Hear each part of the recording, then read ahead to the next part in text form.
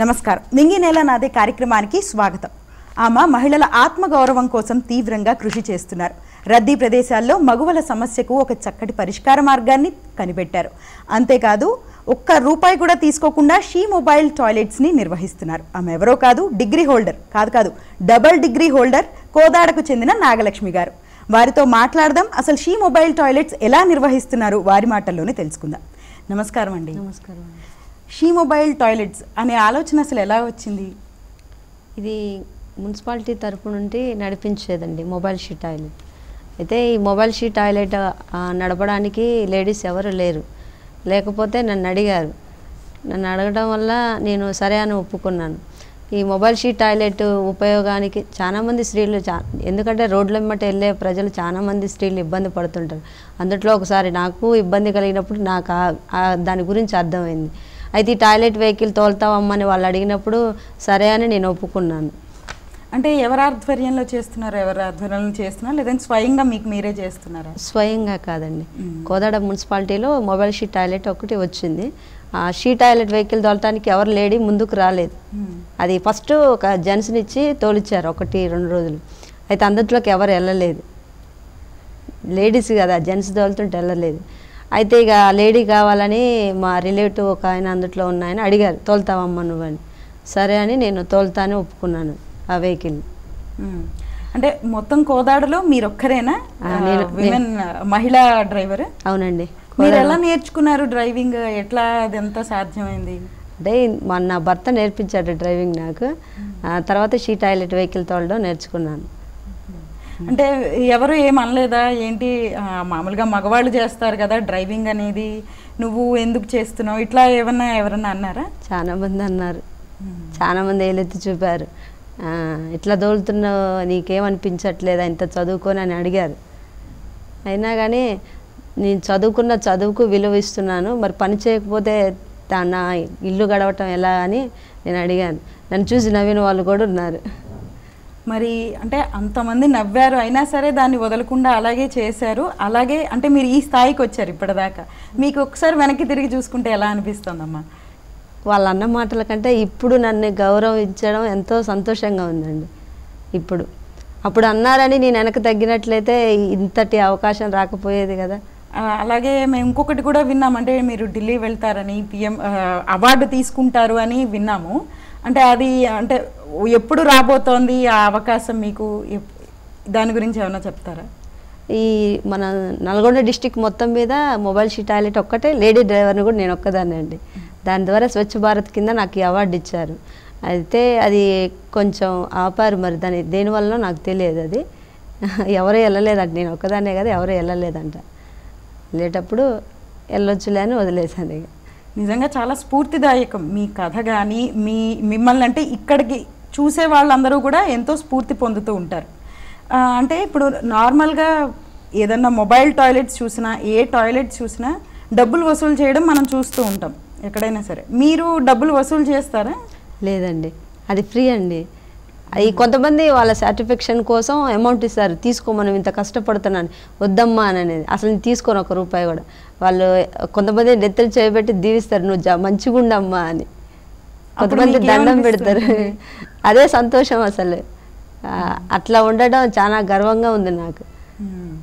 అంటే అలాగే మీకు బాగా గుర్తుండిపోయిన సంఘటన ఏదైనా ఉందా?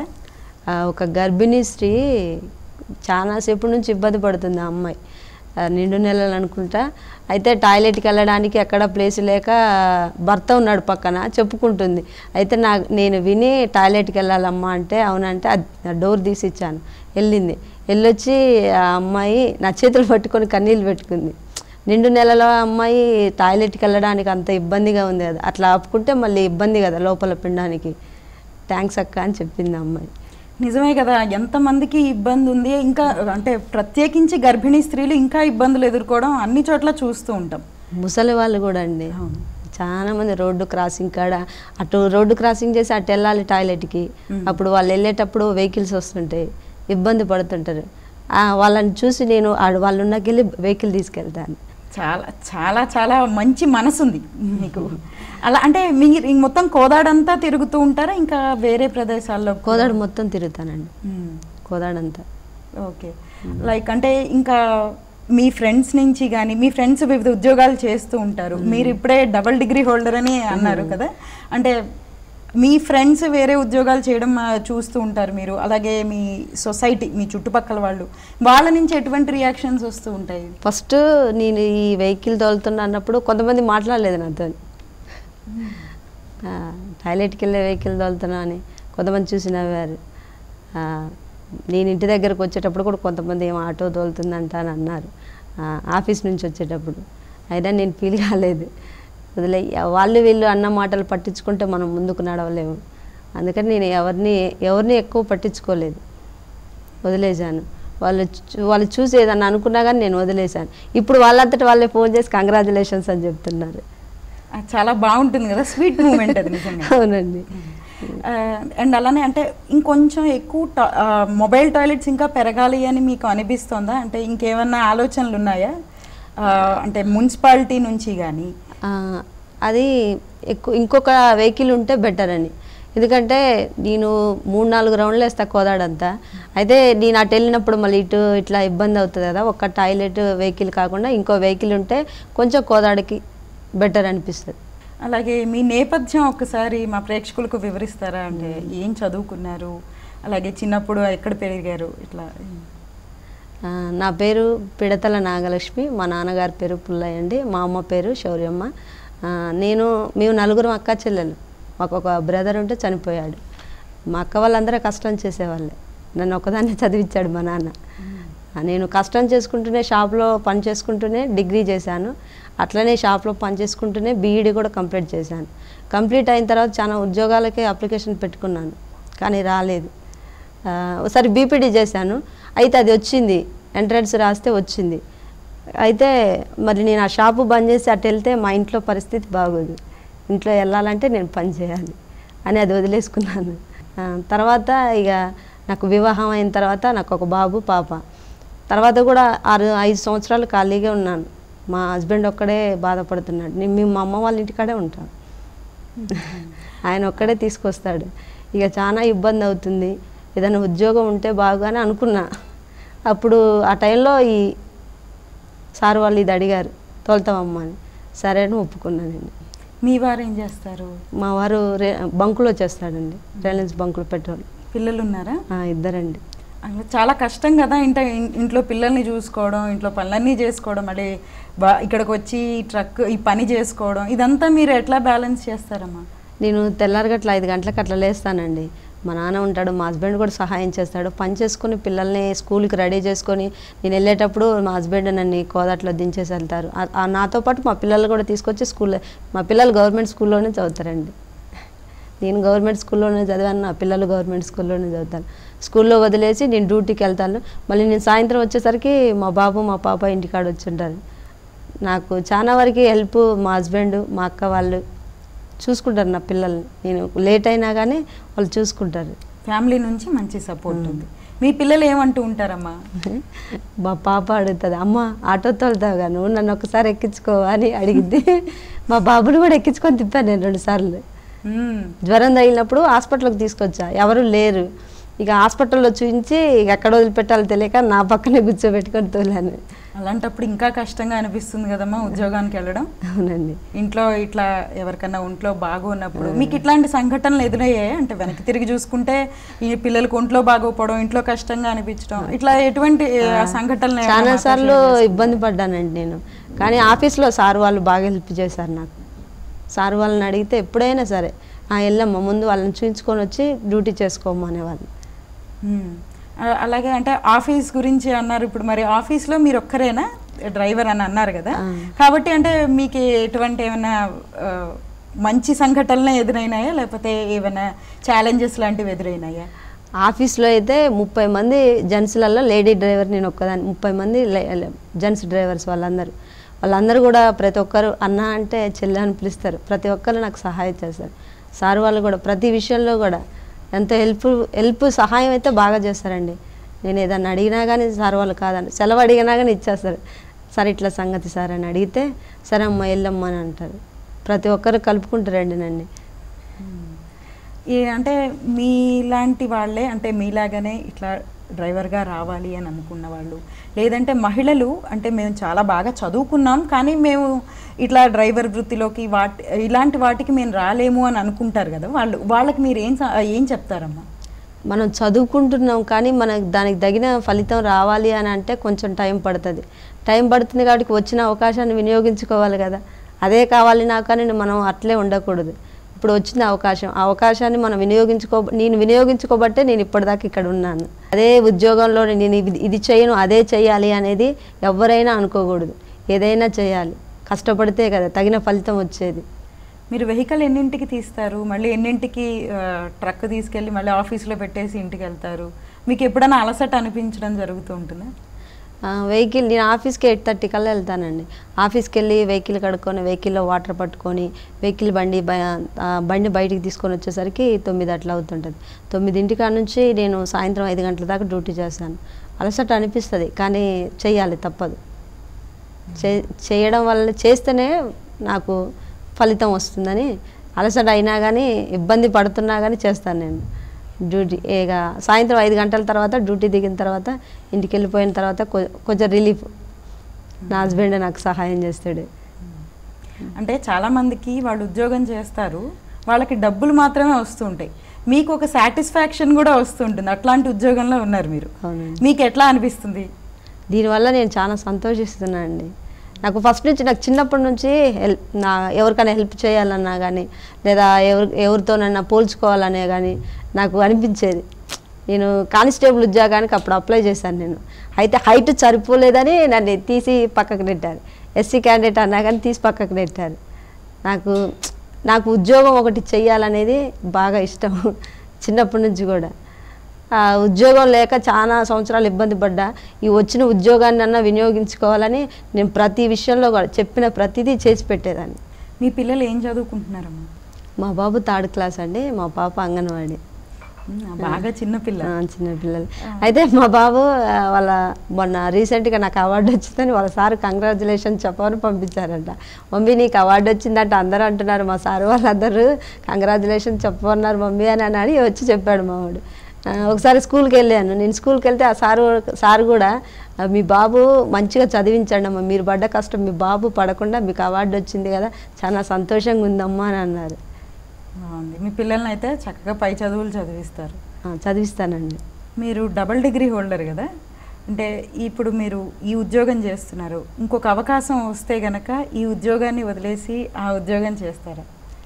నేను డబుల్ డిగ్రీ హోల్డర్ అయినా కానీ ఇంతకుముందు రాని ఉద్యోగం ఒకవేళ ఇప్పుడు వచ్చినా కానీ దీనివల్ల నాకు వచ్చిన పేరు మళ్ళీ ఆ ఉద్యోగానికి వెళ్ళాలి. అయినా నాకు ఈ ఉద్యోగాలను చేయాలని చాలా సంతోషంగా ఉంది. ఈ ఉద్యోగాన్ని వదిలిపెట్టాలి అని అంటే ఆలోచించాలి కొంచెం.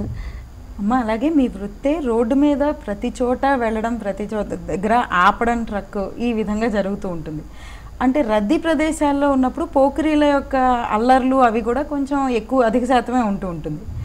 అవి ఎప్పుడైనా మీకు ఎదురైనాయా? మీరు ఏ విధంగా వాటిని తట్టుకుంటూ ఉంటారు? చాలాసార్లు ఎదురయ్యాన్ని. చాలా హెచ్చరిగా మాట్లాడడం, చాలా మంది గేలి చేయడం, అయినా నేను పట్టించుకోలేదు.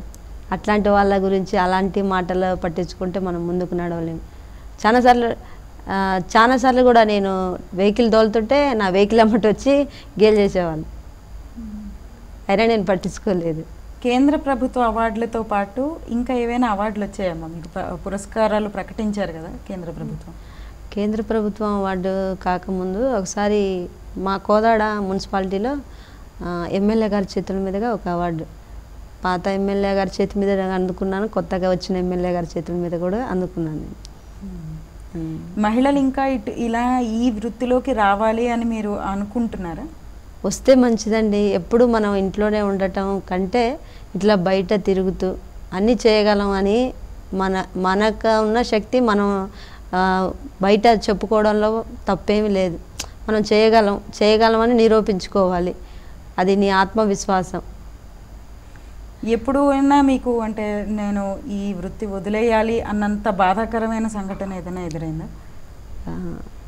ఒక్కొక్కసారి వచ్చినా కానీ నా భర్త నన్ను ప్రోత్సహించేవాడు.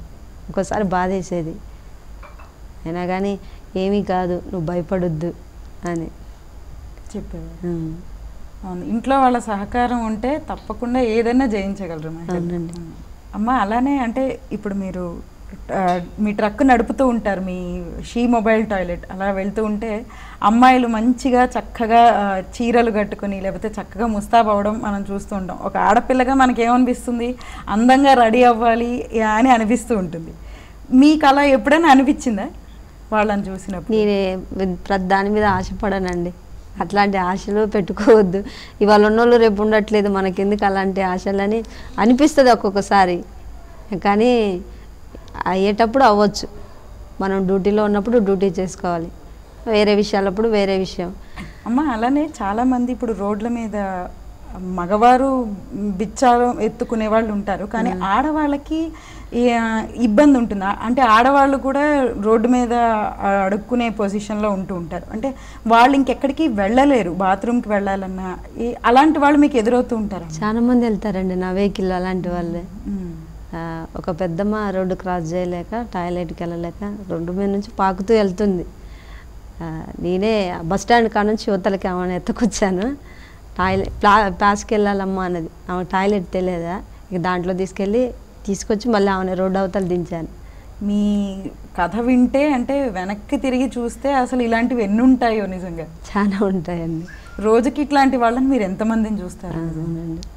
అంటే డబ్బులు పెట్టుకుని చాలా తక్కువ అంటే వెళ్ళగలిగిన వాళ్ళు వెళతారు, ఇట్లాంటి వాళ్ళు చాలా కష్టపడుతున్నారు. మంది వాళ్ళ కోసం మీ యొక్క ఈ షీ మొబైల్ టాయిలెట్ అనేది చాలా ఉపయోగపడుతుందండి. ముందు అసలు చిన్నపిల్లలకి అడుక్కునే వాళ్ళు, ముసలి వాళ్ళు ఉంటారు, చాలా ఇబ్బంది పడతారు రోడ్ల మీద. వాళ్ళకి ఇల్లు ఉండదు కదా, రోడ్ల మీదే పడుకుంటారు. వాళ్ళు చాలా ఇబ్బంది పడుతుంటారు. ఒక్కొక్కసారి నేను అడుగుతాను, ఇంత ఇబ్బంది పడుకుంటూ ఉండే నీకు కొడుకులు బిడ్డలు ఉన్నారుగా, వెళ్ళొచ్చు కదా అంటే మేము వెళ్ళాం వాళ్ళ దగ్గరికి అని అంటారు. మా టాయిలెట్ వెహికల్లోకి వెళ్ళి మంచిగా శుభ్రంగా రెడీ అయ్యి బయటకు వస్తారు వాళ్ళు. ఇంకా ఇలాంటివి ఇంకెన్నో వస్తే ఎంత బాగుంటుందో అనిపిస్తుంది మీ మాట వింటుంటే నిజంగా. అలాగే చాలా శాతం అంటే మనం ఉచిత మరుగుదొడ్లని రాసి ఉంటుంది, కానీ రాసున్నా సరే అక్కడ పక్కన నుంచి డబ్బులు తీసుకోవడం చూస్తూ ఉంటాం. అలా అంటే డబ్బులు తీసుకునే వాళ్ళని చూస్తూ ఉంటాం, మిమ్మల్ని చూస్తూ ఉంటాం. అంటే మీకు ఎప్పుడు డబ్బులు ఒక 2 రూపాయలన్నా ఇవ్వండి అన్న వాళ్ళని ఎక్కువ చూస్తూ ఉంటాం. మీరు అలా అవ్వకుండా ఇలా ఉచితంగానే ఉంచేశారు. అది ఎట్లా సాధ్యమైంది అసలు? అది వెహికల్ ఫ్రీ వెహికల్. అది మనం గవర్నమెంట్ తరపు నుంచి, మున్సిపాలిటీ తరపు నుంచి అలా డబ్బులు ఉన్నను చాలా మంది డబ్బులు వసూలు చేస్తారు. అది అట్లా డబ్బులు తీసుకోవడం, నేను కష్టానికి తగిన ఫలితం గవర్నమెంట్ ఇస్తుంది. మళ్ళీ వాళ్ళ దగ్గర నేను డబ్బులు ఎందుకు తీసుకోవాలా? వాళ్ళకి ఇబ్బంది అయ్యే లేకనే కొంతమంది అటు వెళ్తే డబ్బులు తీసుకుంటారని ఇటు వస్తారు వాళ్ళు టాయిలెట్ వెహికల్ కోసం. అట్లాంటప్పుడు వాళ్ళ దగ్గర నేను డబ్బులు తీసుకోవడం కరెక్ట్ కాదండి. నేను ఎప్పుడు తీసుకోలేదు. కొంతమంది సంతోషంతో చేతిలో డబ్బులు పెట్టాగా నేను మళ్ళీ వాళ్ళకే ఇచ్చాను. ఇచ్చేసాను. నాకు కాదండి, అక్కడ రోడ్డు మీద ఉండే వాళ్ళకి ఇవ్వండి, వాళ్ళకి ఏదైనా కొనుక్కొని తీసుకెళ్ళి వాళ్ళకి ఇవ్వండి అని చెప్తాను నేను. అలాంటి వాళ్ళని చూస్తే మీకు ఏమనిపిస్తూ ఉంటుందమ్మా? నిజంగా మనం చూస్తూ ఉంటాం ఉచిత మరుగుదొడ్ల దగ్గర డబ్బులు తీసుకునే వాళ్ళని. మీకు అలాంటి వాళ్ళని చూస్తే ఏమనిపిస్తుంది? నేను అట్లా కోదాట్లో వెహికల్ దొడుతుంటే మరుగుదొడ్లు అయితే నేను వెహికల్ పెడితే అందులోకి డబ్బులు ఇవ్వడానికి వెళ్ళే వాళ్ళు వెళ్ళట్లేదు. ఆయన నా మీద గొడవ పెట్టుకున్నాడు, నువ్వు ఫ్రీ వెహికల్ తీసుకొచ్చి ఇక్కడ పెడతావు, అక్కడ మరుగుదొడ్లు అని ఉన్నాయి కదా, నువ్వు ఎందుకు ఇక్కడ తెచ్చి పెడతావు, అందరు ఇక్కడికి వెళ్తున్నారు అని ఆయన గొడవ పెట్టుకున్నాడు నాతోని. అయితే గొడవ పెట్టుకున్నా కానీ నేను వాళ్ళు రమ్మంటే వచ్చాను, కానీ నీతో గొడవ పెట్టుకోవడానికి ఏం రాలేదంటే వాళ్ళు ఇబ్బంది పడుతుందని కాల్ చేశారు, వచ్చాను నేను, మీరు ఎందుకు నా మీద అరుస్తున్నారని నేను అక్కడి నుంచి వెళ్ళిపోయాను. ఇక మంచికి పోతే కూడా ఇట్లా చెడుగా మాట్లాడే వాళ్ళు కూడా ఉంటారు. అలాగే అంటే ఉచిత మరుగుదొడ్లు అనగానే చాలామంది కొంతమంది వెళ్ళడానికి కూడా ఇబ్బంది పడుతుంటారు, ఎందుకంటే అవి సరిగ్గా క్లీన్ కూడా చేయరు చాలామంది. మీ షీ మొబైల్ టాయిలెట్ ఎలా ఉంటుందమ్మా? నేను చాలా నీట్గా ఉంచుతానండి. ఉదయం సాయంత్రం కడుగుతాను దాన్ని. వేస్ట్ వాటర్ అంతా తీసుకెళ్ళి డ్రైనేజ్ దగ్గర అటు వెళ్ళేసి పారబోసి వచ్చేసి దాన్ని కడిగి నీట్గా మళ్ళీ వాటర్ పట్టుకొని మళ్ళీ ఉదయం వచ్చినప్పుడు వాటర్ పడతాను. మళ్ళీ నేను కడిగి తీసుకొని వచ్చేటప్పుడు కూడా మధ్యలో జనాలు ఆపి వెళ్తారు. వాటర్ పట్టుకొని దాన్ని ఎనీ టైం నీట్గా ఉంచుతాను. ఒక్కోసారి వెహికల్ లేనప్పుడు వేరే కాడికి పోయిన వాళ్ళు మళ్ళీ తెల్లారి నా వెహికల్ కాడికి వచ్చినప్పుడు అటు వెళ్తే అది అతను నీట్గా లేదమ్మా, నీ వెహికల్ చూడ ఎంత శుభ్రంగా ఉంటుందో, స్మెల్ కూడా రాదు, అసలు హ్యాండ్ వాష్ చేసుకోవడానికి సోపు అవన్నీ ఉంటాయి అందుట్లో. డబ్బులు పెట్టి కూడా మరుగుదొడ్లు నీట్గా క్లీన్గా ఉంచుకోరు, వెళ్ళాలంటే కూడా ఇబ్బంది పడుతూ ఉంటాం. అలాంటి వాళ్ళు మీకు కనిపించారా? మీకు ఏమనిపిస్తుంటుంది? అది వాళ్ళు వాళ్ళు తీసుకునేదానికి దానికి తగిన ఫలితంగా పని చేసుకోవాలి. వాళ్ళు చేయనప్పుడు నేను తీసుకున్న దానికి నేను దానికి తగ్గట్టు పని చేసుకుంటూ వెళ్తున్నాను. అందుకే నాకు ఇంత గౌరవం దక్కింది ఇప్పుడు నాకు. మీరు ఎక్కడికన్నా ప్రయాణించినప్పుడు మీరు ఒక వాష్రూమ్ యూజ్ చేసుకోవాల్సి వస్తుంది. ఆ వాష్రూమ్ సరిగ్గా లేనప్పుడు, అంటే మీ బాత్రూమ్ ఏమో ఇంత క్లీన్గా ఉంచుతారు మీరు మీ టాయిలెట్ని, అదే ఇది ఇట్లా ఉన్నప్పుడు మీకు ఎలా అనిపిస్తూ ఉంటుంది మీరు వాడినప్పుడు? చాలాసార్లు దీనికంటే నా వెహికల్ చాలా బెటర్ అనిపించింది, చాలాసార్లు అనిపించింది. ఒకవేళ వాళ్ళని ఏమన్నా అడుగుదామా, వాళ్ళు ఊకోరు. నీది ఎందుకమ్మా, నువ్వు వచ్చింది చూసుకొని వెళ్ళు అని అంటారు. అందుకని నేను ఎవరిని అడగను, ఎవరి శుద్ధికి కూడా పోనండి. ఏదైనా ఉంటే నా వెహికల్ నేను శుభ్రం చేసుకో, అడిగినా కానీ వాళ్ళు పట్టించుకోరు.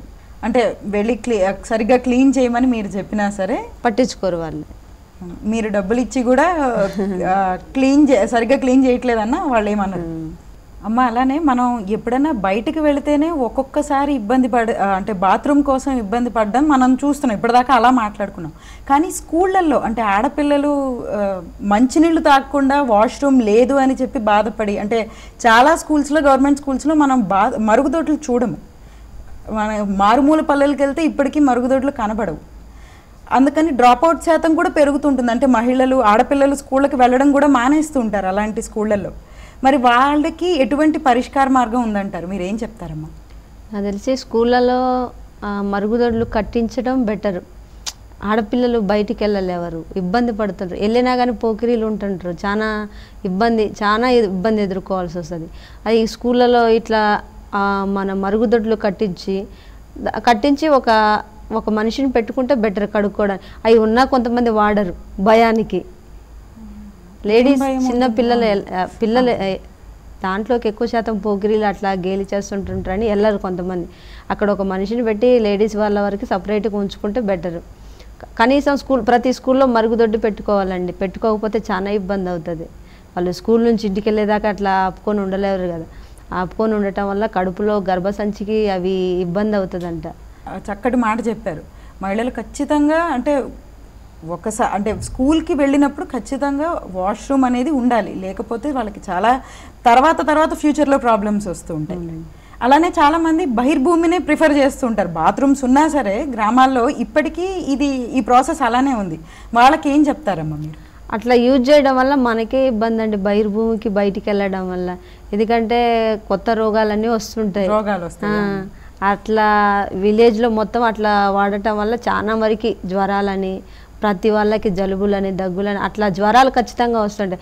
అలా వాడకుండా సొల్యూషన్ వాళ్ళకి ప్రతి ఒక్కరికి సమానం, ఒక ఖచ్చితమైన నిర్ణయంతో వాళ్ళకి మనకు నచ్చింది, మనకు తోచింది వాళ్ళకి చెప్పాలి మనం చూసినప్పుడు. మీరు చూసారమ్మా, అంటే ముందు కంటే ఇప్పుడు పెరిగాయా టాయిలెట్ల మీద అవేర్నెస్ పెరిగిందా? టాయిలెట్స్ పెరిగాయని మీకు అనిపించిందా? పెరిగాయండి, చాలా వరకు పెరిగాయి. చాలా వరకు నా వెహికల్ ఉంచుకొని కూడా బయటికి వెళ్తుంటే చాలా మంది ముసలి వాళ్ళకి తెలియదు కదా, నేను మళ్ళీ తీసుకొచ్చి ఇది వెహికలే అమ్మ, ఇందుట్లోకి వెళ్ళండి అని చెప్పాను. ఇది మొబైల్ షీ టాయిలెట్కి వెళ్ళొచ్చు ఇందుట్లో అని. ఒక్కొక్కసారి జెంట్స్ కూడా వెళ్తారు తట్టుకోలేక. నేను చూశాను 2-3 సార్లు నా వెహికల్లోకి వెళ్ళారు. మీరేమి అన్నారు? మనం ఏమంటామండి, ఆయన వెళ్ళొచ్చి తర్వాత సారీ అమ్మ అని చెప్పాడు. ఓకే, అదే అంటే మీ చిన్నప్పటికంటే ఇప్పుడు అవేర్నెస్ పెరిగింది? చాలా పెరిగిందండి. థ్యాంక్ యూ సో మచ్ అండి. మీ కథ ద్వారా స్ఫూర్తి పొంది ఎంతోమంది ఇట్లానే ఇదే విధంగా మగవాళ్ళు మాత్రమే చేయగలరు అనుకున్న పనుల్లోకి ఆడవాళ్ళు కూడా రావాలి. అదేవిధంగా మరిన్ని మరుగుదొడ్లు, ఇప్పుడు కోదాడలో మీది ఒక్కటే ఉందని చెప్తున్నారు, ఇట్లానే మిమ్మల్ని స్ఫూర్తి తీసుకుని ప్రతి మున్సిపాలిటీలోనూ ప్రతి ఒక్కరూ కూడా ఎన్నో మొబైల్ టాయిలెట్స్ నిర్వహించాలి అని కోరుకుంటోంది వనితా టీవీ. అంతేకాదు మీకు ప్రేక్షకుల తరపు నుంచి అలాగే మా వనితా టీవీ తరపు నుంచి కూడా విమెన్స్ డే శుభాకాంక్షలు. Thank you so much. మీ అందరికీ ఉమెన్స్ డే శుభాకాంక్షలు అండి. Thank you. ఇది ఇవాల్టి నింగి నేల నాదే కార్యక్రమం. మరో కార్యక్రమంతో మళ్ళీ కలుసుకుందాం. అంతవరకు సెలవు. నమస్కారం.